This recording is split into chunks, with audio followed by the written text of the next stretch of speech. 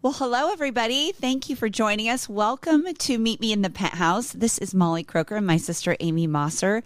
And today, one of our favorite topics, and we've been listening, I feel like, to a lot of podcasts. We tend to be on the same wave without even telling each other, like, oh my gosh, did you hear this podcast? Oh my gosh, I listened to somebody else on this. But I think it's so great to talk about fear. And maybe it's because we both have had some scary things come up.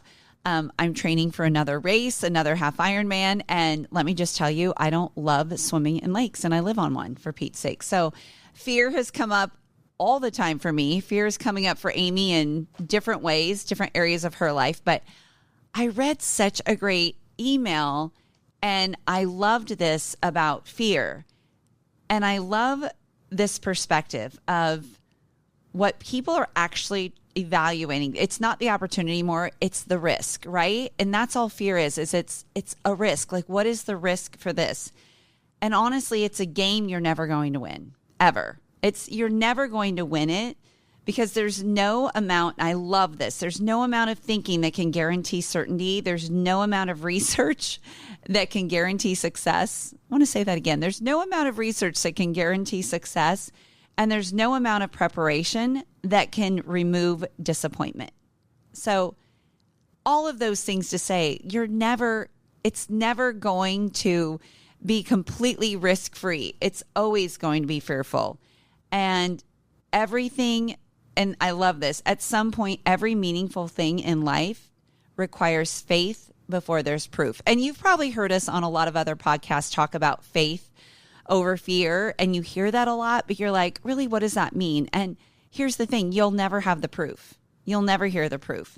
And so that's where faith comes in. And that's, yes. I think fear it's what holds everybody back because there is no proof. There's no proof. But when you go further and you ask them if money were no object, or because oftentimes, what is it? Money or what people think of you, the opinions of others, whatever. That is what holds people back. And when you finally say, what if money's not an issue? Or what if you just drown out what other people think? What if they were cheering for you? Of course, people would go for it, if they knew they wouldn't go broke. But of course, that's not guaranteed. Nothing is ever guaranteed. No. And so fear keeps you in complacency. Yes. And I think, and this is something so big, sadly enough, you're not that important. The people are talking about you at the end of the night. They're worried about themselves. They're not worried about you. But at the time you think, oh no, they're thinking about me. They're talking about me. I always think, who is they? Who is they? So it's probably one person that you think. And honestly, they're not paying your bills. They're not paying for your kid to go to college. I promise you. So yeah. And I want to go back to, you mentioned your training for your Ironman and swimming in the lake. I mean, that's a real fear. I live on the lake too, and I have never even dipped my toe into it because I don't want to get my hair wet, number one. Yes. But you get blowouts twice a week. Let's talk about just like a physical, like that fear of, I don't want to get into the water. Oh, yeah. I mean, even yesterday, actually, I was so cold. I was cold from the night before, and I had people coming out to my house. And I even texted and said, you guys, you know what? I'm so cold. I can't even imagine, even in a wetsuit, getting in. But yes, was I cold? Yes. But honestly, I did not want to get in that. Yeah. I just was like, I don't want to do it. I don't want to do it. I don't want to do it. And I sent the message, and thank you, Jesus. They both canceled on me anyway because they both overslept. I'm like, well, this is a little silver lining here. But I've been doing this for 23 years now, 23 years, and it still doesn't get easier. In fact, which, by the way, I don't blame you. I do not blame you, by the way, for not wanting to swim. I mean, I'm just saying, I think 100 people out of 100 people would say they don't blame you for being fearful. And it's the cleanest, like there's no weird things. It's so clean. And I think, I've swam in way worse when Sophie was little and would watch me from the edge, but I don't know. And it's easier than ever to walk down the beach and there I am versus having to drive there and do it on my own. I'm like, oh my gosh, I always have somebody with me. I even had my husband say, hey, I noticed you didn't get out there. You just got back from run. Do you want to go? And I said, no, he's going to paddleboard beside me for Pete's sake. Like, but it's the same as fear holds people back from going walking through those gym doors, right? Oh my gosh. I'm out of shape. I don't know how to use the treadmill. And that's who should be there. That is who should be there, are the people that have never been at the gym. And I think about that all the time. Good for you. With our last guest, I love it because we're all 5 a.m.ers. We're up at 4:15. Don't talk to us at 9 p.m. But I mean, those are the people that they know where the equipment is. They know how to use it. They're not scared. But actually, those are not even the people that should be there. I mean, for their health, it's everybody that's too scared to even walk in the door. And that will continue to keep people in there, sitting in their recliners, not even getting out. And I'll tell you, I am an extrovert, but there's a lot of fear that still overcomes me. I flew to Nashville to a brand builder group by myself, and I love to travel by myself. But when it came time for me to get into a room of successful realtors, I will stand right up in. But when it came to this, just building my brand and getting into a room of authors and podcasters and entrepreneurs, I really wanted to quit. I started to look. I told Molly this is what I do. I look at flying home early. So I'm looking at the airlines. It's a habit of yours. Every single time. I'm like, I'm unworthy of being in this room. I do look at the planes. Overcoming it. But I stayed there. I mean, I stayed there. I spoke on the microphone. In fact, I had some woman tell me, which I thought this was so kind. She's like, have you ever seen the movie Swingers? There's a gal there that is what? Like, she said, you're so money and you don't even know it. She's like, you're so badass. But then I Googled it and it's like, you're so money and you don't even realize it. And that meant you're so amazing and you don't even realize it. Yes. That was what this lady told me. And this is as I was, after I put the phone down, because they're like, Amy, why are you here? What is your, what are your pillars, things of that sort. I put my phone down searching for plane tickets on the way home because I'd already created an exit strategy, and Molly knows that I do this. And I had to, so fear still is something that I experience often. I just push past it.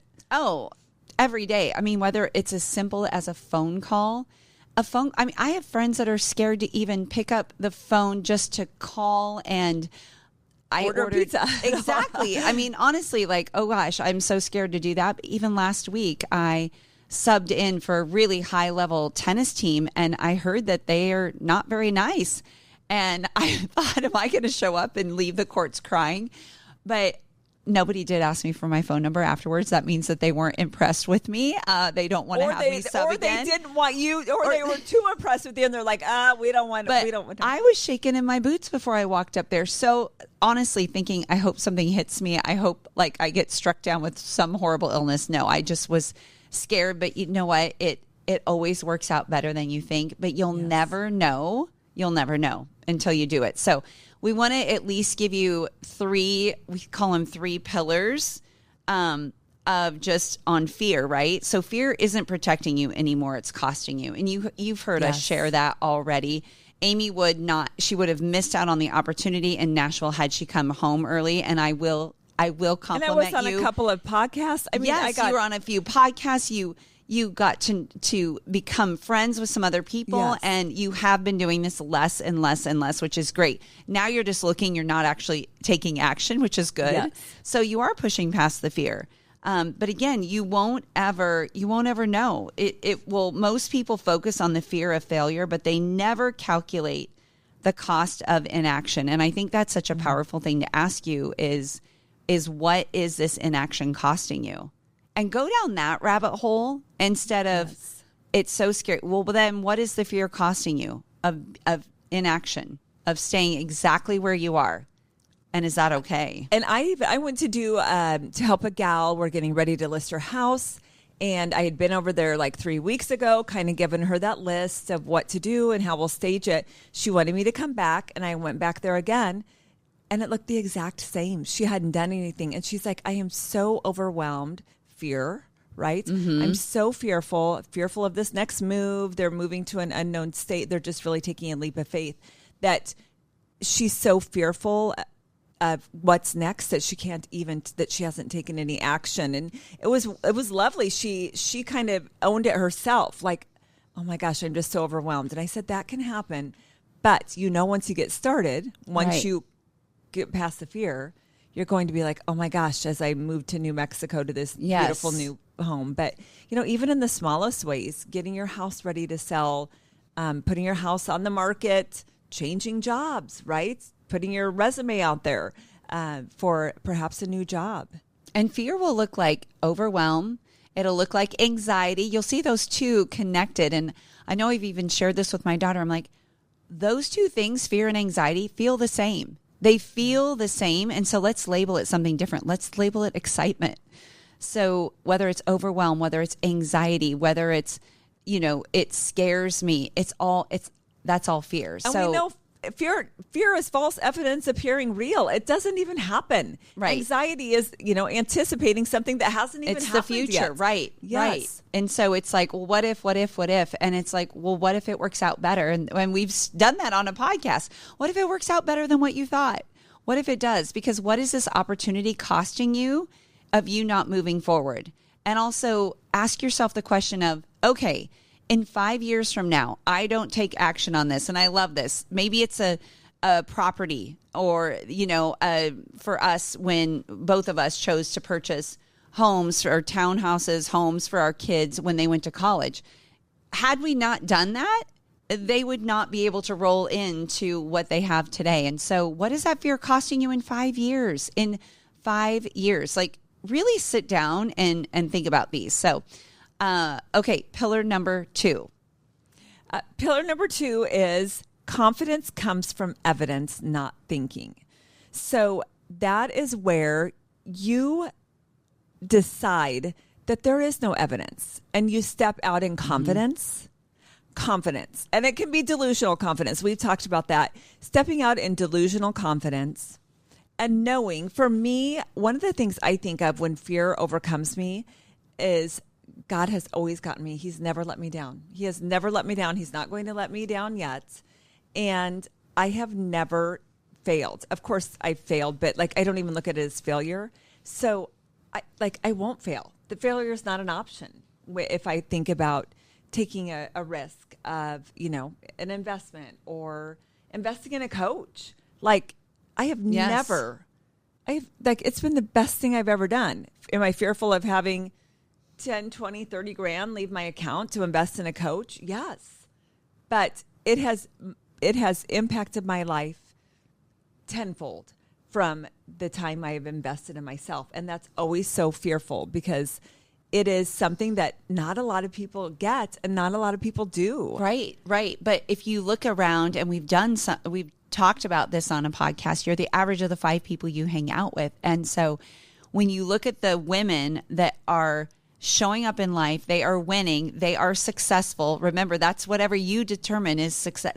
That's on you. You get to decide what success looks like. But those are women that have coaches. And it's not like that doesn't come being scared or, oh my gosh, what if this doesn't work out? We all ask ourselves that same thing. Even as I went to invest in a coaching and I said, can you even split it into 2 payments? And guess what? They didn't. They just went whoop, all on one. Guess what? The money appeared. It always does. Yes. It always works out.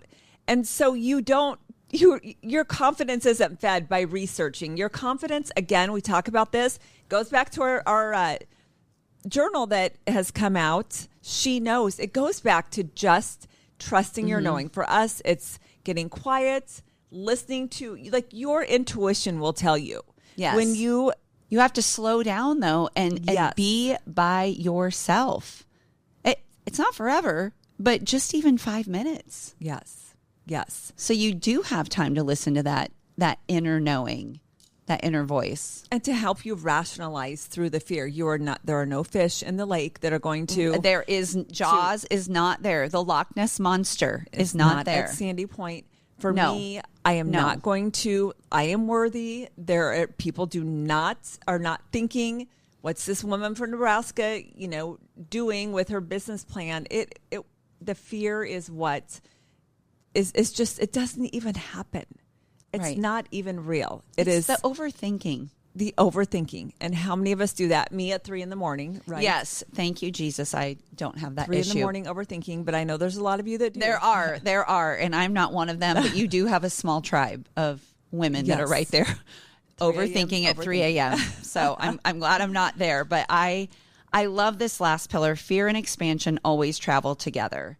So the biggest misunderstanding is believing fear means stop. And I don't know how many times they'll say, oh, I listen to my gut. I trust my gut.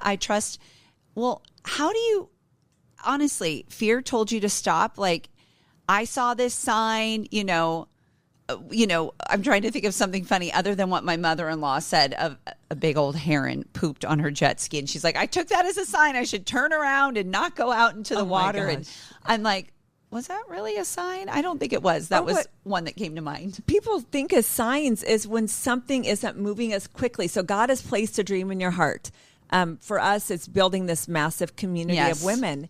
And, things, we had momentum and then we had to pivot. And I have never once said, oh, maybe this isn't meant to be. Because it still is something at 3 a.m. that God is saying, I have called you to this. Yes. It is happening. It's not in my time. It's in God's time. But I think so many people quit 3 feet from gold because they interpret, as I eat the microphone, they interpret the pause, the need to pivot, maybe just a temporary loss of momentum as, nope. Exactly. Fear sets in and they're like, oh, this wasn't meant to be. I shouldn't have been listening. If it was not meant to be, the dream would have never been placed on your heart. Right. And uncertainty. People take uncertainty as a sign of fear. Like, oh, that's a sign to stop. No, it's not. I still get butterflies. Amy still gets butterflies. That is not a sign to stop.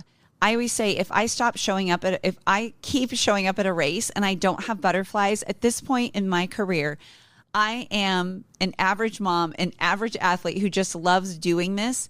At no point, I remember saying, well, why would you run a race if you're getting slower? Now I know all these years later, but I love the butterflies in my stomach. It just means that I want to do my very best.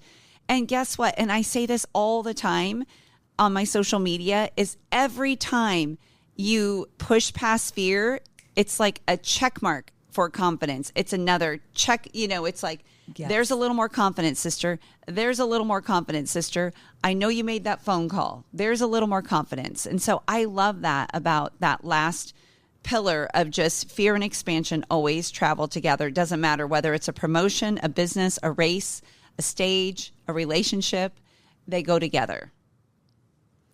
And so I think Molly and I were asking each other questions like, what's something that you push through fear and you're so glad you did? But I will look at the very monumental things.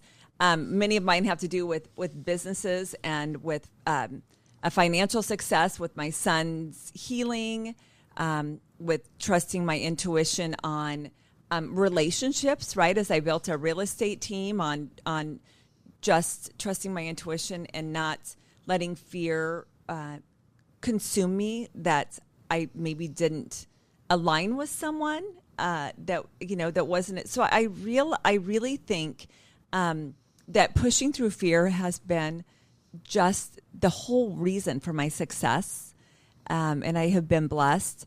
And even the times that there was a little bit of fear, a little bit of uneasiness that maybe I continued to push past, and it didn't work out exactly as I thought. It all worked out exactly as it should. Right? It was even better. God even had a better plan. So pushing through that fear it's not a good or bad. It will send you exactly where you're supposed to. And I think we just had a guest on, Van Deeb, that we recorded, and we asked him, what would be some of your biggest regrets? And he's like, not buying land in 1990 when Omaha was, only out to, or whenever it was, was only out to, 100th Street or whatever. So again, fearful. I'm fearful of what I'm like sitting on land and financially. And I'm sure that's exactly what it was.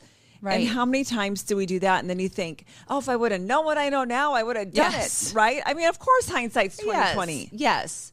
Well, and I think it's fun to hear these little tips from your sisters, from your coaches, from your friends. But I also think in today's world, people want more vulnerability and authenticity. So we're going to ask each other some questions, because I think letting you get to know us a little bit better, and maybe you can reflect on these questions as well. So I'm going to ask Amy this one. When you look back on your life, what are you most grateful you did, even though you were terrified? I would say leaving my marriage for sure. Leaving everything I knew, finances, all of our friends, all of the beautiful country club life that we had. I would not be where I am today had I stayed. I'm incredibly grateful for the 20 years I did have and the beautiful children. But I look back and think I was so fearful. And you've heard me say this before, but my therapist, I was sitting in my therapist's office and listing all the reasons, fear, why I couldn't leave. Finances, the life we'd built, what would people think? How am I going to do it without him? You know, all of his contacts, you know, I had just felt like everything was about him being the prize, him being the connector. And my therapist looked at me and said, Amy, have you ever considered that you are the prize? And I'd never considered that I was the prize. I was so fearful. Mm-hmm. And I look at myself now and at everything that we built. It was my connections. It was my persistence, my hard work. Your it was the compassion for relationships, people. My compassion for people. And your honesty and integrity. It was all my doing. I was the prize, but yet I was so fearful that I would be a nobody without him. Mm-hmm. And I'm so glad that I pushed past the fear and stepped out on my own for my children and myself. Yeah, that's a big one. What is the greatest fear? Failing or looking back with regret? Oh, that's a good one. I think knowing that I operate in the present, it's failing. It's failing. I don't think I comprehend even the amount of, oh gosh, what will I regret? I think it's just failing, looking like a fool. Back to the what will people think, right? A perfectionism trait that a lot of us that are perfectionists struggle with is, oh my goodness, what if I fail? And we all know, well, what if it works? Honestly, what if it works? And I love just, again, John Maxwell's book, Failing Forward. That is how we get anywhere in life. It's like you look. The thing that is so cool is now I look back and I don't even see them as failures. Yes. So just lessons. Yes. They all happen for us. It's not looking back with regret. It's honestly just fearing failure at that point, but then knowing and being ahead, saying, "Wow, look at what that failure did for me." You know, is it failing that I left my physical therapy career after 10 years? Oh my gosh, no. But at the time, I thought, oh my goodness, what if I leave this job, this safe job where I get a check every 2 weeks, and I go all in on the social selling business and it just doesn't work? I mean, holy heck, that was a huge, and I did. What will people think? What are people, are they going to think this? Are my physical therapy friends going to talk to me? What will everyone think of me? And I remember an orthopedic surgeon that I respected and worked very closely with, who they couldn't have their own children, so they adopted. I remember he saw me one day at a place called Paint Yourself Silly, when you could go in to paint your pottery. And he said, "You were one of the best. Why did you leave?" And I said, honestly, what you have right here this minute, I have every single day with my kids. And I didn't have to ask anyone for permission. And I had tears in my eyes and he had tears in his eyes. And that's the last time I saw him. And I just thought, oh, that felt so good. And yet his opinion of me before I left was, what will he think? What is he going to think? And I think, oh my gosh. And that's so impactful that I thought of that the other day. I just thought, oh my gosh, how that obviously resonated with him and landed heavy for him just as well as for me. I feel like we are now like moving into an era of empowerment way more than when you quit your job. Yes. Of pushing through fear and of quitting your job, of starting the business. of stepping out of relationships that no longer serve you. I feel like that is more common now. Yes. And so it's so lovely how it's evolved. I mean, there's still, of course, fear and stigmas and all of that. And no guarantees, obviously. But it is, I love how far we've come. And it's probably our delusional confidence and maybe my algorithm, but that's all I see are like people like, yep, I'm 50 and I did this and I signed up for this and I bought and I this moved to Tuscany here on this. Yes, which is what, yes. Which, all okay, that is, I love that. Okay, this is a good one. What would you attempt if you knew no one would judge you, criticize you, or question your decision? I think I'm asking you all the questions that I actually want to answer. So, well, you can answer. No, I love that. I just love that. What decision? Well, and I think what would you attempt if no one would judge you, criticize you, and I'm writing my book, so it's everything that I'm doing. But I think I have drugged my feet on some things. I also would be. Let's go to writing your book. Writing my book, just getting it to the finish line. It was almost there, and then it was, I didn't want to hurt anybody's feelings. There were some personal stories in there, and I wanted to make sure that they landed, and so I used that as more of a therapy book. And now, so getting that to the finish line, and then I think the biggest thing that I just know we're about to birth is this community of women that we've already built once in another arena, but we're doing it here locally first. And God just keeps putting, today was another validation and confirmation that we are exactly where we're supposed to be with it. But, I've always done multiple businesses. I've always had multiple streams of income. Yes. And, sort of recently a leader, said to me, well, people may not know what you're doing, that you're in real estate or not. And I'm like, I've always posted the same stuff on social media, my travels, my women's empowerment, and so I thought, why am I going to take advice from somebody who's not made ever the near amount of money that I've made, who is not in the trenches, who's not in the ring, and who's not me? Because let me tell you, that's one of the things I have had somebody say is, and I'm so grateful, to God be the glory, but I cannot believe that you make as much money as you do, and you make it look easy and effortless. And I'm like, I'm going to take that as a compliment. It was the CEO of our company years ago that said, you make it look easy and effortless for, the money that you make with all of your businesses. Yes. And they don't know that I'm up at 3 a.m. stressing, but, that is, I receive that. And also, I still live in fear sometimes of people, of like that identity of like, not being the realtor, not being like, what is she doing to create this community that I know I'm called to? I almost feel like it's our neighbor who's getting into the ministry now, and some of them who have sold their companies, and that is so fearful, I know, for everybody, but we are in such good company. And I know we are being called. This is exactly where we're supposed to be, is to create this community. We've done it all along. But just this massive movement, and bigger scale. And I feel a little unworthy, and, the how, and I'm not the detail person, but Molly and I are the rainmakers. And that's what our calling has been. And the great news is we have people who love the details. And so we have the best team ever. Yes. But it's a heavy lift. It's been a heavy lift, but nothing has ever been done by anybody, right, without having a heavy lift. This Hurrdat studio, Bill, it was a heavy lift for Bill, to come up with this idea. So it's a heavy lift, and we're in the middle of like the heavy lift, but I just cannot wait to see what happens as we're just about there. So I love that. Yes. Okay. So fear. If you knew you couldn't fail, what one decision would you make today if you knew you couldn't fail? If I knew I couldn't fail, I would literally move to Europe and live there for 6 months. Not because I want to get away from my husband. I absolutely adore my husband. He can come over there, but I've always been obsessed with travel. I've always traveled. Yes.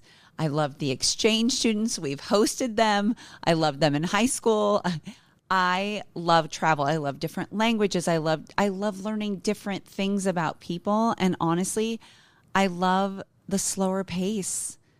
And it just appeals to me. So if it did not, and we're doing it this fall, Yes. but I would do it for 6 months, and the timing is right. And I would absolutely love to do that.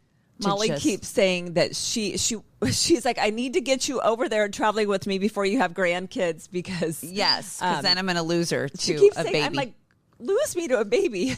Yeah, we'll see, definitely. But I just, that's the one thing I would do without a hesitation if it wasn't the logistics of, well, where are you going to live for 6 months and how much is that and all the things, because at the end of the day, there's so many places out there.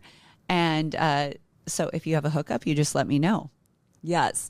And as we bring this in for a landing, dreaming about our Italian trip, Our Italian villa. And if you want to join us, and we will be creating experiences in other countries. That is the other thing. Is like, that is all what we know we're supposed to be doing with this community. But maybe the goal isn't to become fearless. Maybe the goal is to trust yourself, your knowing, enough to move while fear is still sitting in the passenger seat. We always say, feel the fear and do it anyway. Mm-hmm. There's a great video on YouTube about skydiving that Will Smith has. Take a second to watch it, but it is pushing through in spite of fear, in spite of the voices, in spite of all the garbage that is going through your head, because that decision that you make to push through most likely is the thing that completely transforms your life and sets you into that freedom and that peace. And freedom and peace gives me a physical reaction when I say those words. Just like fear gives me a physical reaction, but I'm opting for peace and freedom. So thank you for joining us for this episode. Please share this if it resonates. Like us on Apple or Spotify, subscribe, and we'll see you again with another edition of Meet Me in the Penthouse. Thanks so much for joining us for another episode of Meet Me in the Penthouse. And we would love to have you follow us at www.sistersnextdoor.com. Anywhere that you listen to your podcast, please feel free to give us 5 stars because we know you're going to find us fabulous, and pass this along to any friends that you know would enjoy this episode.